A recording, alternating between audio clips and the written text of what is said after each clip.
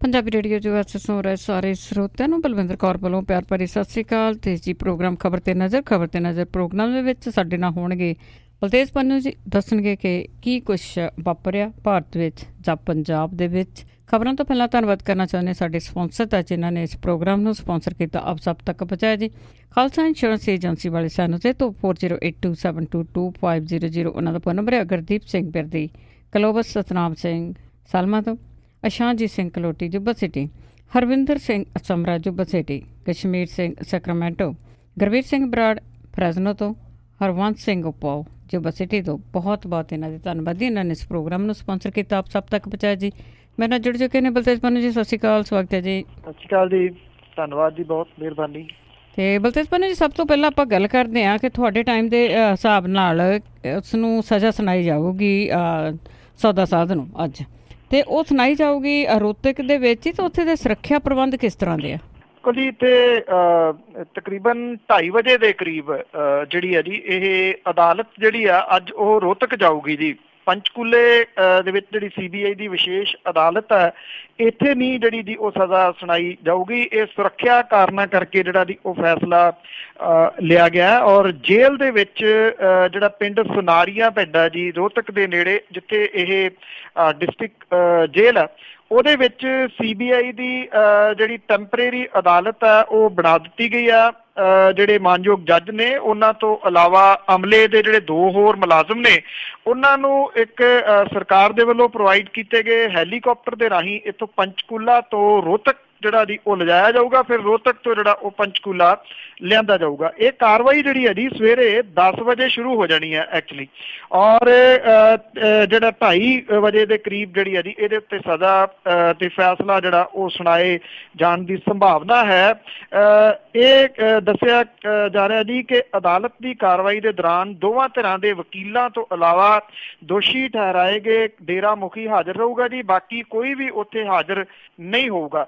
ਜਿਹੜੇ ਜੱਜ ਨੇ ਇਸ ਵਿਸ਼ੇਸ਼ ਅਦਾਲਤ ਦੇ, ਜਗਦੀਪ ਸਿੰਘ ਹੁਰੀ, ਉਹਨਾਂ ਦੀ ਸਿਕਿਉਰਿਟੀ ਨੂੰ ਲੈ ਕੇ ਬਹੁਤ ਵੱਡੇ ਪ੍ਰਬੰਧ ਜਿਹੜੇ ਆ ਜੀ ਉਹ ਕੀਤੇ ਗਏ ਆ।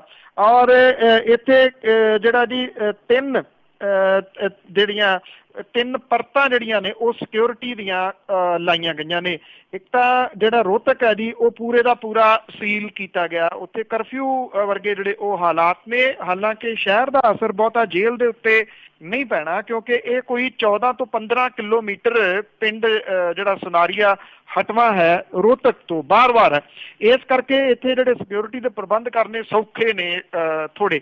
ਔਰ ਜਿਹੜੇ ਵਕੀਲ ਨੇ, ਉਹਨਾਂ ਨੇ ਜਿਸ ਦਿਨ ਇਹ ਦੋਸ਼ੀ ਠਹਿਰਾਇਆ ਗਿਆ ਉਦਣ ਇਹਦੇ ਉੱਤੇ ਜਿਰਾ ਕਰਨ ਦੀ ਕੋਸ਼ਿਸ਼ ਕੀਤੀ ਸੀ। ਜੱਜ ਸਾਹਿਬ ਨੇ ਰੋਕ ਦਿੱਤਾ ਸੀਗਾ ਕਿ ਕੋਈ ਜਿਰਾ ਨਹੀਂ, ਜਿੱਦਣ ਸਜ਼ਾ ਸੁਣਾਈ ਜਾਊਗੀ ਉਦਣ ਤੁਸੀਂ ਜਿਹੜੀ ਆ ਉਹ ਜਿਰਾ ਕਰ ਸਕਦੇ ਹੋ। ਸੋ ਇਹ ਜਿਹੜੀ ਜਿਰਾ ਤੇ ਬਾਕੀ ਜਿਹੜੀ ਕਾਨੂੰਨੀ ਕਾਰਵਾਈ ਹੈ ਜੀ ਉਹ ਮੁਕੰਮਲ ਕਰ ਲਈ ਜਾਊਗੀ। 10 ਵਜੇ ਇਹ ਕਾਰਵਾਈ ਜਿਹੜੀ ਆ ਇੱਥੋਂ ਦੇ ਸਮੇਂ ਮੁਤਾਬਕ ਸ਼ੁਰੂ ਹੋ ਜਾਣੀ ਹੈ। ਪਰ ਜਿਹੜੀ ਸਜ਼ਾ ਦਾ ਐਲਾਨ ਹੈ ਜੀ ਉਹ 2:30-3 ਵਜੇ ਤੋਂ ਪਹਿਲਾਂ, ਜਿਹੜਾ ਦੁਪਹਿਰ ਦੇ ਇੱਥੇ, ਉਦੋਂ ਪਹਿਲਾਂ ਨਹੀਂ ਆਉਂਦਾ ਜੀ। ਅਤੇ ਇਹ ਜਿਹੜੀਆਂ ਛੁਪ ਗੱਲਾਂ ਸੁਣਨ ਨੂੰ ਨਹੀਂ ਮਿਲਣਗੀਆਂ ਜੀ। ਅਤੇ ਅੱਗੇ ਆਪਾਂ ਡੇਰੇ ਦੇ ਗੱਲ ਕਰਦੇ ਹਾਂ ਕਿ ਉਸ ਦਾ ਹੁਣ ਅਗਲਾ ਮੁਖੀ ਕੌਣ ਹੋਊਗਾ। ਇਹ ਬਹੁਤ ਵੱਡਾ ਸਵਾਲ ਆ। ਦੇਖੋ ਜੀ, ਇਹ ਜਿਹੜਾ ਡੇਰੇ ਦੇ ਵਿੱਚ ਐਕਚੁਅਲੀ ਬੜੀ ਉਥਲ ਪੁਥਲ ਜਿਹੜੀ ਹੈ ਜੀ ਉਹ ਹੋ ਰਹੀ ਆ। ਬਹੁਤੇ ਤਾਂ ਵੈਸੇ ਜਿਹੜੇ ਉੱਥੋਂ ਪ੍ਰੇਮੀ ਸੀਗੇ ਉਹ ਕੱਢ ਲਏ ਗਏ ਜਾਂ ਭੱਜ ਗਏ ਪਿਛਲੇ ਰਾਹਾਂ ਤਾਹੀਂ। ਜਿਹੜੇ ਪੱਕੇ ਰਹਿੰਦੇ ਆ ਉੱਥੇ, ਉਹ ਉੱਥੇ ਜ਼ਰੂਰ ਜਿਹੜੇ ਹੈਗੇ ਆ। ਫੌਜ ਨੇ ਆਪਣਾ ਜਿਹੜਾ ਜੀ ਦਬਾਓ ਉਹ ਕੰਟੀਨਿਊਸ ਬਣਾਇਆ ਹੋਇਆ ਇੱਥੇ ਡੇਰੇ ਦੇ ਉੱਤੇ। ਔਰ ਫੌਜ ਡੇਰੇ ਦੇ ਆਲੇ ਦੁਆਲੇ ਜਿਹੜੀ ਹੈ ਜੀ ਉਹ ਮੁਕੰਮਲ ਰੂਪ ਦੇ ਵਿੱਚ ਉਹਨੇ ਸਿਰਸਾ ਨੂੰ ਘੇਰਿਆ ਹੋਇਆ। ਖਾਸ ਤੌਰ ਦੇ ਉੱਤੇ ਅੱਜ ਦਾ ਦਿਨ ਜਿਹੜਾ ਜੀ ਉਹ ਬੜਾ ਇਸ ਪੱਖੋਂ ਅਹਿਮ ਹੈ। ਇਹਦੇ ਬਾਵਜੂਦ ਜਿਹੜਾ ਡੇਰਾ ਹੈ ਉਹਦੇ ਅਗਲਾ ਮੁਖੀ ਜਿਹੜਾ ਜੀ ਕੌਣ ਹੋਊਗਾ, ਇਹਨੂੰ ਲੈ ਕੇ ਕਾਫੀ ਕੁਝ ਜਿਹੜਾ ਜੀ ਉਹ ਚੱਲੀ ਜਾ ਰਿਹਾ।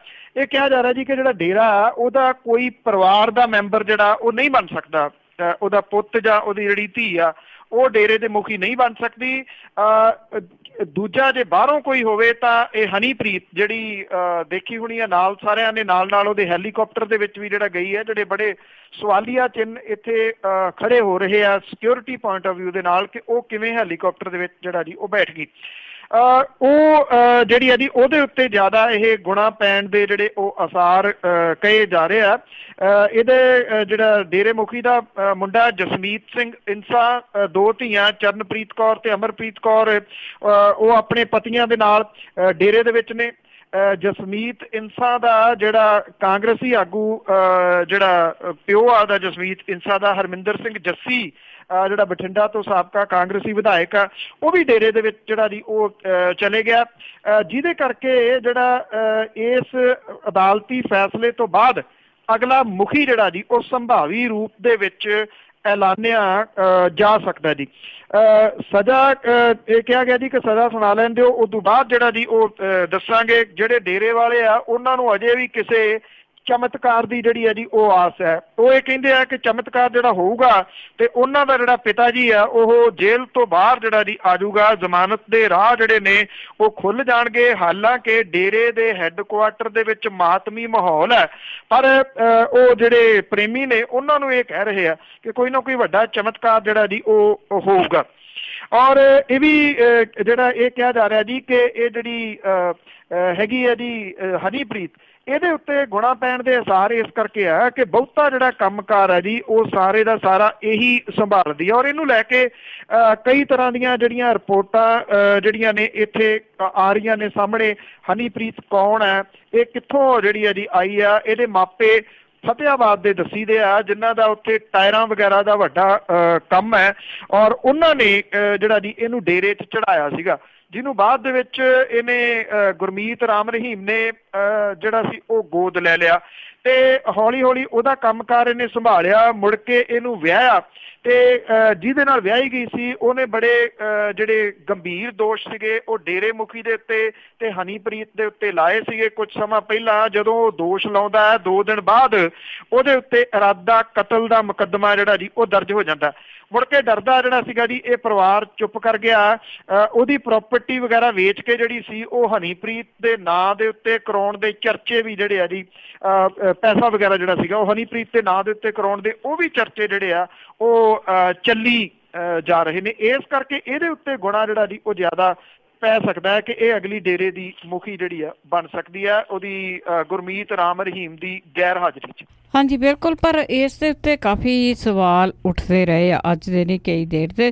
ਤੇ ਅੱਗੇ ਆਪਾਂ ਫਿਰ ਖਾਤਿਆਂ ਦੀ ਗੱਲ ਕਰੀਏ ਕਿ ਜਿਹੜੇ ਡੇਰੇ ਦੇ ਖਾਤੇ ਆ ਉਹ ਸੀਲ ਕਰ ਦਿੱਤੇ ਗਏ ਤੇ ਜਿਹੜੇ ਮੁੱਖ ਪ੍ਰਬੰਧਕ ਸੀਗੇ ਉਹਨਾਂ ਤੇ ਵੀ ਕਹਿੰਦੇ ਦੇਸ਼ ਧਰੋਹੀ ਦੇ ਕੇਸ ਹੋ ਗਿਆ।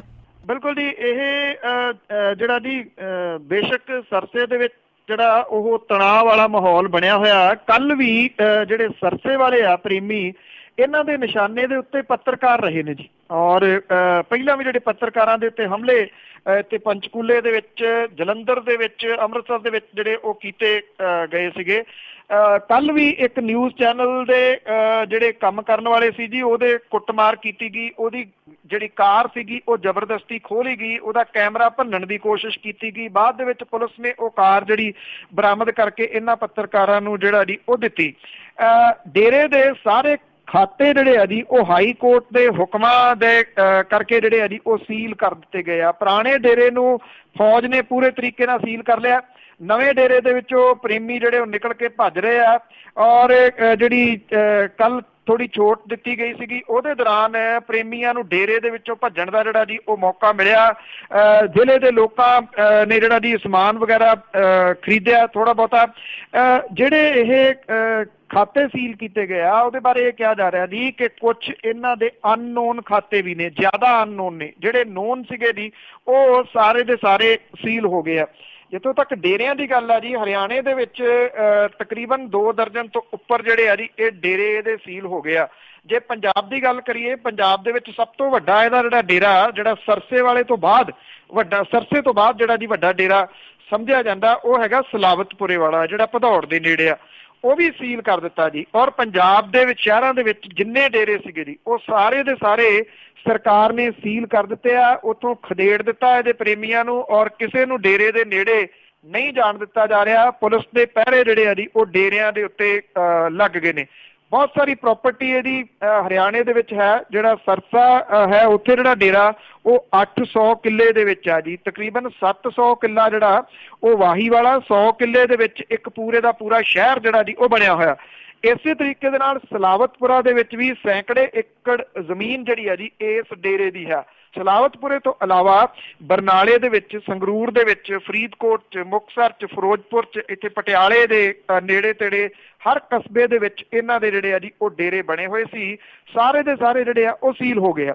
ਉਧਰ ਜਿਹੜੇ ਇਹਨੂੰ ਚਲਾਉਣ ਵਾਲੇ ਕਮੇਟੀ ਦੇ ਦੋ ਜਾਣੇ ਜਿਹੜੇ ਨੇ, ਇੱਕ ਤਾਂ ਅਦਿੱਤਿਆ ਹਿੰਸਾ, ਜਿਨ੍ਹਾਂ ਨੂੰ ਹੁਣ ਬਹੁਤਾ ਵੈਸੇ ਹਿੰਸਾ ਕਹਿ ਕੇ ਹੀ ਸੰਬੋਧਨ ਕੀਤਾ ਜਾ ਰਿਹਾ ਕਿ ਅਦਿੱਤਿਆ ਹਿੰਸਾ ਤੇ ਧੀਮਾਨ ਹਿੰਸਾ, ਇਹਨਾਂ ਦੋਨਾਂ ਦੇ ਵਿਰੁੱਧ ਜਿਹੜਾ ਜੀ ਦੇਸ਼ ਧਰੋਹੀ ਦਾ ਮਾਮਲਾ ਦਰਜ ਕਰ ਦਿੱਤਾ ਜੀ।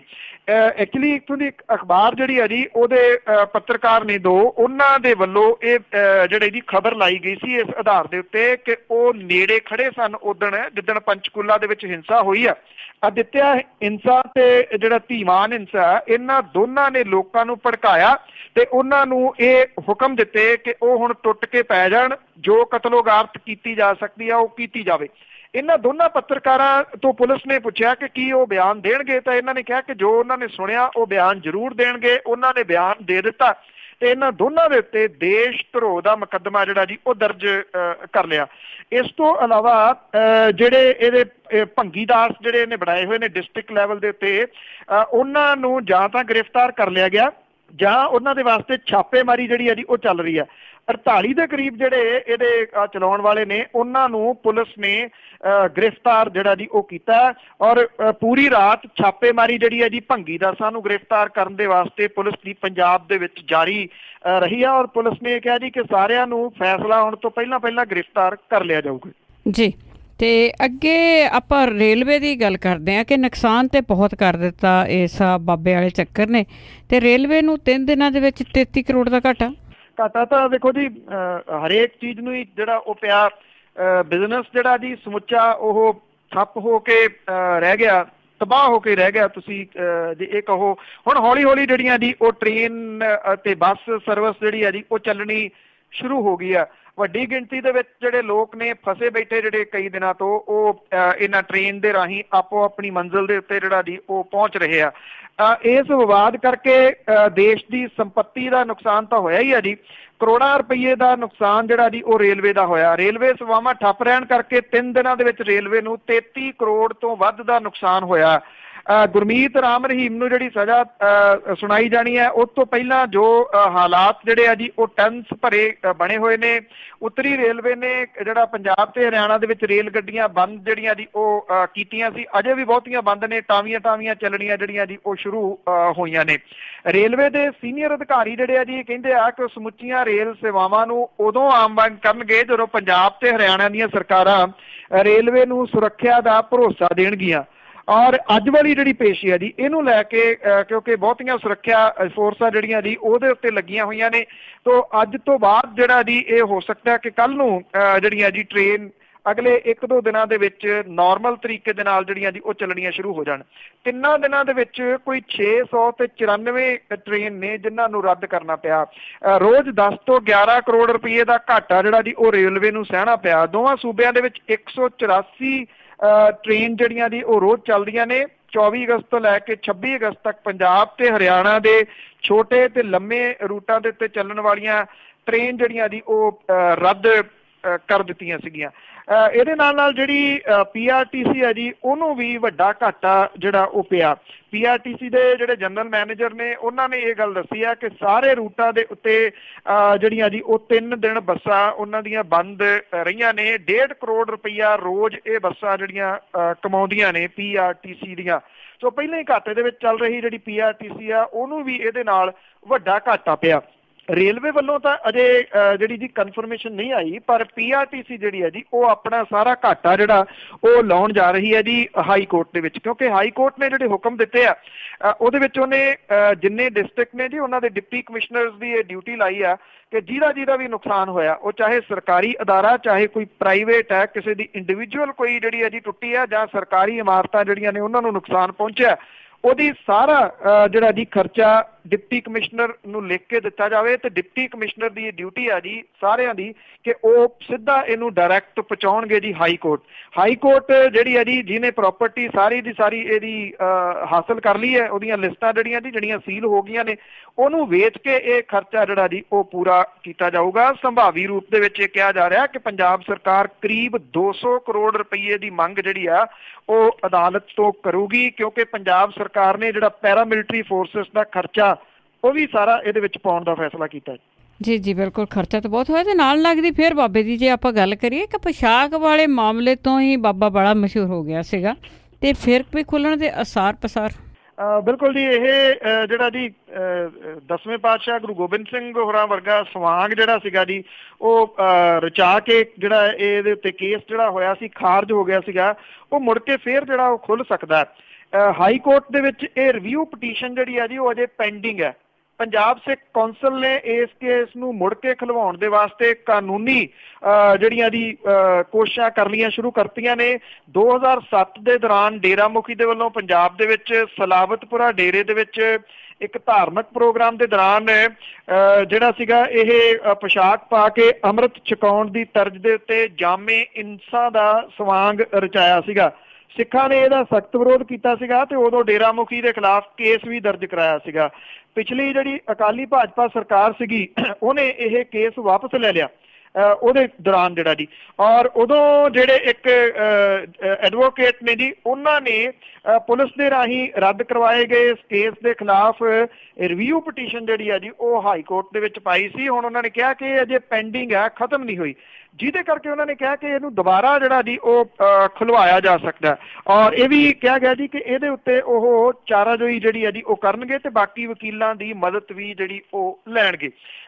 ਯਾਦ ਹੋਣਾ ਜਿਹੜੇ ਸੁਣਨ ਵਾਲੇ ਨੇ ਉਹਨਾਂ ਨੂੰ ਕਿ ਜਦੋਂ ਇਹ ਪੋਸ਼ਾਕ ਵਾਲਾ ਮਾਮਲਾ ਆਇਆ ਸੀ ਤੇ ਜਲੰਧਰੋਂ ਛਪਦੀ ਅਖਬਾਰ ਦੇ ਵਿੱਚ ਇਹਦੇ ਸੰਬੰਧੀ ਇਸ਼ਤਿਹਾਰ ਜਿਹੜਾ ਜੀ ਉਹ ਵੱਡਾ ਦਿੱਤਾ ਗਿਆ ਸੀਗਾ। ਇੱਕੋ ਹੀ ਅਖਬਾਰ 'ਚ ਇਸ਼ਤਿਹਾਰ ਛਪਿਆ ਸੀਗਾ ਜੀ ਉਸ ਟਾਈਮ, ਔਰ ਇਸ ਪੱਖੋਂ ਵੀ ਇਹ ਗੱਲ ਚਰਚਿਤ ਰਹੀ ਸੀ ਕਿ ਉਸੇ ਅਖਬਾਰ ਦੇ ਵਿੱਚ ਇਸ਼ਤਿਹਾਰ ਕਿਉਂ ਛਪਿਆ ਜਿਹੜਾ ਹੁਣ ਤੱਕ ਤਾਂ ਚੁੱਪ ਰਿਹਾ। ਪਰ ਕੱਲ ਉਹਨੇ ਜਿਹੜੀ ਜੀ ਸਾਧਵੀ ਨੇ ਜਿਹੜੀ ਚਿੱਠੀ ਲਿਖੀ ਸੀ ਉਦੋਂ ਦੇ ਪ੍ਰਧਾਨ ਮੰਤਰੀ ਨੂੰ, ਹੁਣ ਉਹ ਵੀ ਛਾਪ ਦਿੱਤੀ ਉਹਨੇ। ਜੀ ਜੀ ਬਿਲਕੁਲ, ਹੁਣ ਤਾਂ ਬਹੁਤ ਕੁਛ ਛਾਪਿਆ ਹੋਇਆ ਆ। ਇੰਨਾ ਚਿਰ ਇੰਨੇ ਸਾਲ ਕਿਉਂ ਚੁੱਪ ਰਹੇ ਇਹਦੀ ਕੋਈ ਪਤਾ ਨਹੀਂ ਹੈਗਾ। ਤੇ ਅੱਗੇ ਆਪਾਂ ਡੇਰਾ ਪ੍ਰੇਮੀਆਂ ਦੀ ਜੇ ਗੱਲ ਕਰੀਏ, ਥਾਂ ਥਾਂ ਤੇ ਇਹਨਾਂ ਦੇ ਸੰਸਕਾਰ ਹੋ ਰਿਹਾ ਤੇ ਸਰਕਾਰ ਨੇ ਕਿਹਾ ਕਿ ਕੋਈ ਮੁਆਵਜ਼ਾ ਨਹੀਂ ਦਿੱਤਾ ਜਾਊਗਾ। ਬਿਲਕੁਲ ਜੀ, ਜਿਹੜੇ 38 ਹੋ ਗਈ ਇੱਕ ਤਾਂ ਗਿਣਤੀ ਮਰਨ ਵਾਲਿਆਂ ਦੀ ਜਿਹੜੀ ਪੰਚਕੂਲਾ ਦੇ ਵਿੱਚ, ਇਹਨਾਂ ਦੇ ਵਿੱਚੋਂ 24 ਦੀ ਹੁਣ ਤੱਕ ਜਿਹੜੀ ਹੈ ਜੀ ਪਛਾਣ ਹੋਈ ਆ। ਔਰ ਜਿਹੜੇ 11 ਪੰਜਾਬ ਤੇ ਹਰਿਆਣਾ ਦੇ ਨੇ, ਇੱਕ ਰਾਜਸਥਾਨ ਦਾ, ਇੱਕ ਉੱਤਰਾਖੰਡ ਦੇ ਨਾਲ ਜਿਹੜਾ ਦੀ ਉਹ ਹੈ। ਗੁਰਪਾਲ ਸਿੰਘ ਇਹਦੇ ਵਿੱਚ ਪਟਿਆਲੇ ਦਾ, ਅਮਨ ਫਾਜ਼ਿਲਕਾ ਦਾ, ਵਿਕਰਮ ਸਿੰਘ ਕੈਥਲ ਦਾ, ਲਵਪ੍ਰੀਤ ਬੱਗਾ ਬਲੋਟ ਦਾ, ਜਗਰੂਪ ਸਿੰਘ ਬਰਨਾਲੇ ਦਾ, ਜੈ ਭਗਵਾਨ ਜੀਂਦ ਦਾ, ਨੈਬੋ ਜੀਂਦ ਦਾ, ਇਹਦਾ ਮਨੀਸ਼ ਸ਼ਰਮਾ ਇੱਕ ਜਿਹੜਾ ਦੀ ਉਹ ਪਟਿਆਲੇ ਦਾ, ਤੋਂ ਇੱਕ ਮੋਗੇ ਦਾ, ਸੰਗਰੂਰ ਦਾ, ਮੁਕਤਸਰ, ਪਟਿਆਲੇ ਦੇ ਜਿਹੜੇ ਦੀ ਇਹ ਸ਼ਾਮਲ ਨੇ। ਸਰਕਾਰ ਨੇ ਇਹ ਜਿਹੜੇ ਮੁੱਖ ਮੰਤਰੀ ਨੇ ਜੀ ਉਹਨਾਂ ਨੇ ਇਹ ਗੱਲ ਕਹੀ ਆ ਕਿ ਇਹਨਾਂ ਨੂੰ ਕੋਈ ਮੁਆਵਜ਼ਾ ਜਿਹੜਾ ਜੀ ਉਹ ਨਹੀਂ ਦਿੱਤਾ ਜਾਊਗਾ। ਉਹ ਕਹਿੰਦੇ ਕਿ ਇਹ ਹਿੰਸਾ ਕਰਨ ਦੇ ਵਾਸਤੇ ਗਏ ਸੀਗੇ, ਮੁਲਕ ਦੀ ਪ੍ਰਾਪਰਟੀ ਨੂੰ ਨੁਕਸਾਨ ਪਹੁੰਚਾਉਣ ਦੇ ਵਾਸਤੇ ਗਏ ਸੀ, ਲੋਕਾਂ ਦੀ ਜਾਨ ਦਾ ਖੌਅ ਬਣਨ ਦੇ ਵਾਸਤੇ ਗਏ ਸੀ, ਇਹਨਾਂ ਨੂੰ ਮੁਆਵਜ਼ਾ ਕਾਹਦਾ। ਕੈਪਟਨ ਅਮਰਿੰਦਰ ਸਿੰਘ ਹੋਰਾਂ ਦੇ ਇਸ ਬਿਆਨ ਦੀ ਜਿਹੜੀ ਹੈ ਜੀ ਉਹ ਸ਼ਲਾਘਾ ਵੀ ਕੀਤੀ ਜਾ ਰਹੀ ਹੈ ਕਿ ਸਹੀ ਫੈਸਲਾ ਹੈ, ਇਹਨਾਂ ਨੂੰ ਬਿਲਕੁਲ ਜਿਹੜਾ ਜੀ ਉਹ ਮੁਆਵਜ਼ਾ ਨਹੀਂ ਸੀ ਮਿਲਣਾ ਚਾਹੀਦਾ।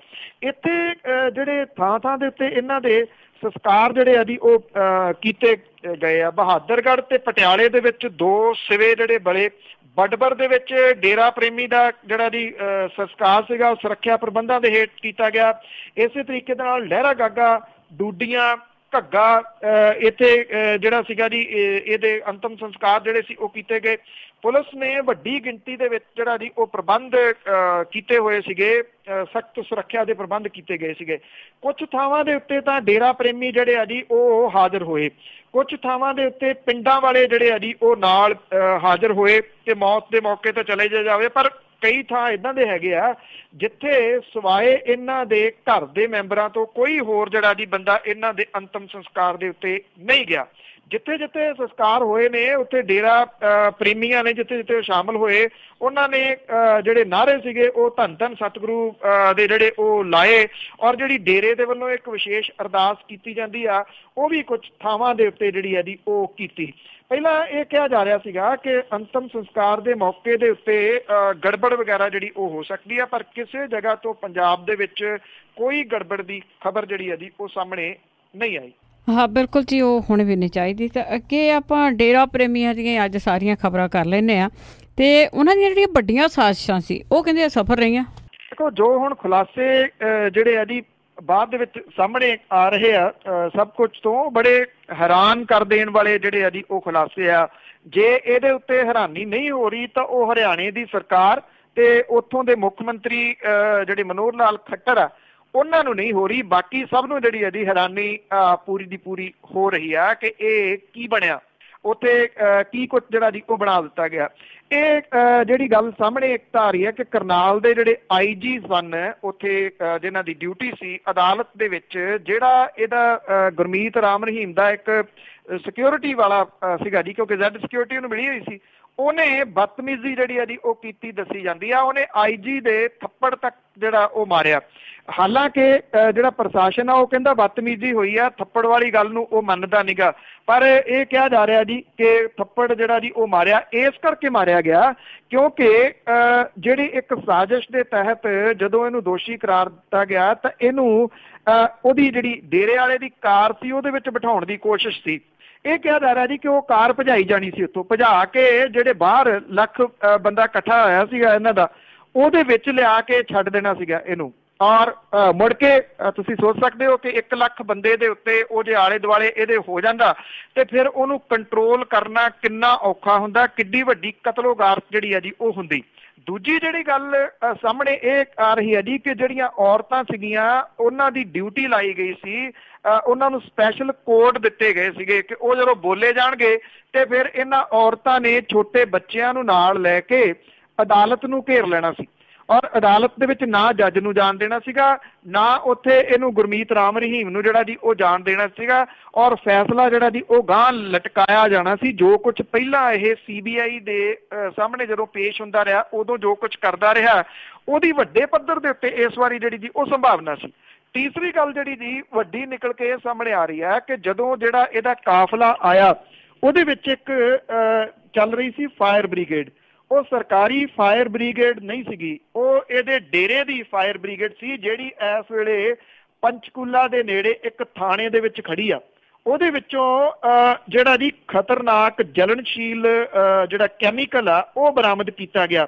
ਔਰ ਇਸ ਤੋਂ ਇਲਾਵਾ ਉਹਦੇ ਵਿੱਚੋਂ ਪੈਟਰੋਲ ਤੇ ਡੀਜ਼ਲ ਦੀਆਂ ਭਰੀਆਂ ਕੇਨੀਆਂ ਜਿਹੜੀਆਂ ਜੀ ਉਹ ਬਰਾਮਦ ਕੀਤੀਆਂ ਗਈਆਂ ਨੇ। ਭਾਵ ਕਿ ਜਿਹੜੀ ਫਾਇਰ ਬ੍ਰਿਗੇਡ ਅੱਗ ਬੁਝਾਉਣ ਦਾ ਕੰਮ ਕਰਦੀ ਆ, ਇਹ ਅੱਗ ਲਾਉਣ ਦੇ ਵਾਸਤੇ ਲਾਈ ਗਈ ਸੀ।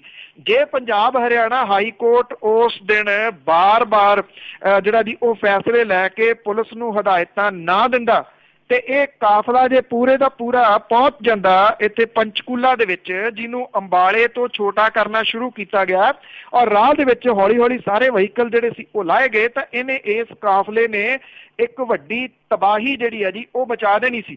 ਪੰਜਾਬ ਹਰਿਆਣਾ ਹਾਈ ਕੋਰਟ ਨੇ ਹਾਲਾਂਕਿ ਇਸ ਮਸਲੇ ਦੇ ਉੱਤੇ ਬੜੀ ਖਿਚਾਈ ਕੀਤੀ ਹੋਈ ਆ ਕਿ ਦੱਸੋ ਕਾਫਲਾ ਵੱਡਾ ਕਿਹਨੇ ਕੀਤਾ, ਕਿਵੇਂ ਹੋ ਗਿਆ। ਹਰਿਆਣੇ ਦੀ ਸਰਕਾਰ ਨੇ ਇਹ ਕਿਹਾ ਜੀ ਕੁਝ ਅਫਸਰਾਂ ਨੇ ਕਰਤਾ ਤੇ ਹਾਈ ਕੋਰਟ ਨੇ ਇਹ ਕਿਹਾ ਜੀ ਉਹਨਾਂ ਅਫਸਰਾਂ ਦੇ ਨਾਮ ਦੱਸੋ। ਅੱਜ ਫੇਰ ਸੁਣਵਾਈ ਜਿਹੜੀ ਹੈ ਜੀ ਉਹ ਹਾਈ ਕੋਰਟ ਨੇ ਰੱਖੀ ਆ ਤੇ ਉੱਥੇ ਦੇਖਦੇ ਆ ਕਿਹੜੇ ਅਫਸਰਾਂ ਨੂੰ ਬਲੀ ਦਾ ਬੱਕਰਾ ਜਿਹੜਾ ਜੀ ਉਹ ਸਰਕਾਰ ਬਣਾਉਂਦੀ ਆ।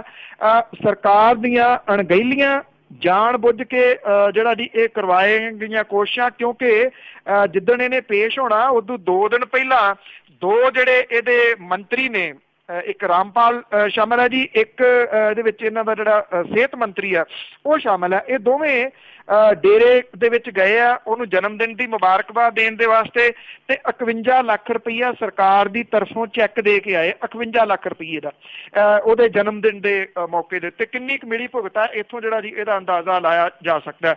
ਲੋਕ ਜਿਹੜੇ ਪੰਚਕੂਲੇ ਦੇ ਜਾਂ ਪੰਜਾਬ ਤੇ ਜਿਹੜੇ ਹਰਿਆਣੇ ਦੇ ਅਮਨ ਪਸੰਦ ਲੋਕ ਨੇ ਉਹ ਇਸ ਗੱਲੋਂ ਜਿਹੜਾ ਜੀ ਪੰਜਾਬ ਹਰਿਆਣਾ ਹਾਈ ਕੋਰਟ ਦੇ ਸ਼ੁਕਰਗੁਜ਼ਾਰ ਨੇ ਕਿ ਜੇ ਉਹ ਬਾਰ-ਬਾਰ ਬੈਠਕਾਂ ਨਾ ਲਾਉਂਦੀ, ਸਖਤੀ ਨਾ ਕਰਦੀ ਤੇ ਪਤਾ ਨਹੀਂ ਕਿੰਨੇ ਕੁ ਲੋਕਾਂ ਦੀ ਬਲੀ ਦੇਣ ਦਾ ਪ੍ਰਬੰਧ ਇਹਨਾਂ ਡੇਰੇ ਵਾਲਿਆਂ ਨੇ ਕੀਤਾ ਹੋਇਆ ਸੀਗਾ। ਹਾਂਜੀ, ਬਿਲਕੁਲ ਜਿਸ ਤਰ੍ਹਾਂ ਤੁਸੀਂ ਦੱਸਿਆ ਵੀ ਉਹ ਚੈੱਕ ਦੇ ਕੇ ਆਉਂਦੇ ਆ, ਜੇ ਥੋੜ੍ਹੇ ਬਾਰੇ ਪੈਸੇ ਕਿਸਾਨਾਂ ਨੂੰ ਵੀ ਦੇ ਦਿੰਦੇ ਤਾਂ ਕੀ ਹੋਣਾ ਸੀਗਾ ਕਿ ਕਿਸਾਨ ਤੇ ਖੁਦਕੁਸ਼ੀਆਂ ਕਰ ਰਹੇ ਆ। ਅਤੇ ਅੱਗੇ ਆਪਾਂ ਅਖੀਰ ਦੇ ਵਿੱਚ ਇੱਕ ਹੋਰ ਖਬਰ ਕਰ ਲੈਂਦੇ ਹਾਂ ਕਿ ਲੱਲੂ ਯਾਦਵ ਦੀ, ਅਤੇ ਉਸ ਨੇ ਨਿਤੀਸ਼ ਕੁਮਾਰ ਦੇ ਉੱਤੇ ਨਿਸ਼ਾਨੇ ਕੱਸੇ।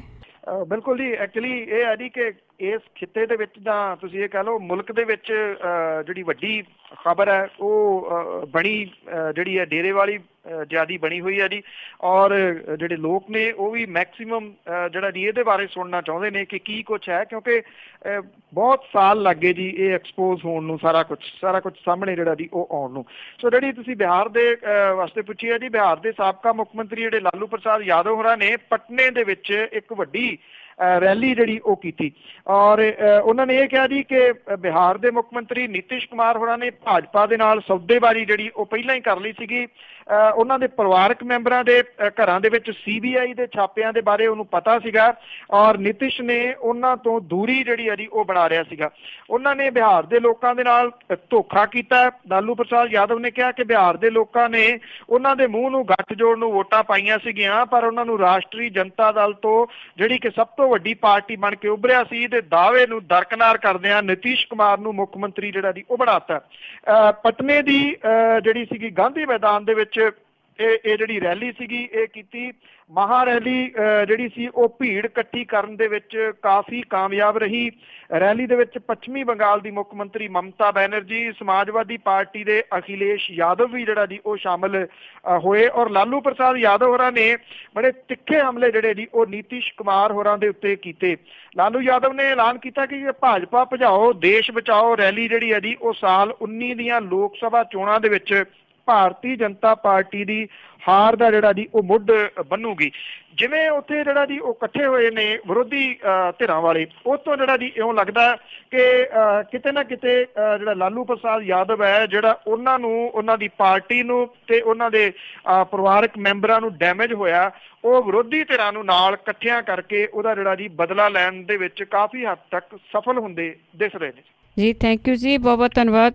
ਮਿਹਰਬਾਨੀ ਜੀ, ਧੰਨਵਾਦ। ਸਤਿ ਸ਼੍ਰੀ ਅਕਾਲ ਜੀ। ਅਤੇ ਸਰੋਤੇ ਸਨ ਸਾਡੇ ਨਾਲ ਜੁੜਦੇ ਬਲਤੇਜ ਬੰਨਾ ਜੀ। ਅਤੇ ਹੁਣ ਇਸੇ ਦੇ ਨਾਲ ਖਬਰਾਂ ਦਾ ਬੁਲਟਨ ਇੱਥੇ ਹੀ ਸਮਾਪਤ ਹੈ। ਹੁਣ ਬਲਵਿੰਦਰ ਕੌਰ ਵੱਲੋਂ ਆਪ ਸਭ ਨੂੰ ਹੀ ਪਿਆਰ ਭਰੀ ਸਤਿ ਸ਼੍ਰੀ ਅਕਾਲ।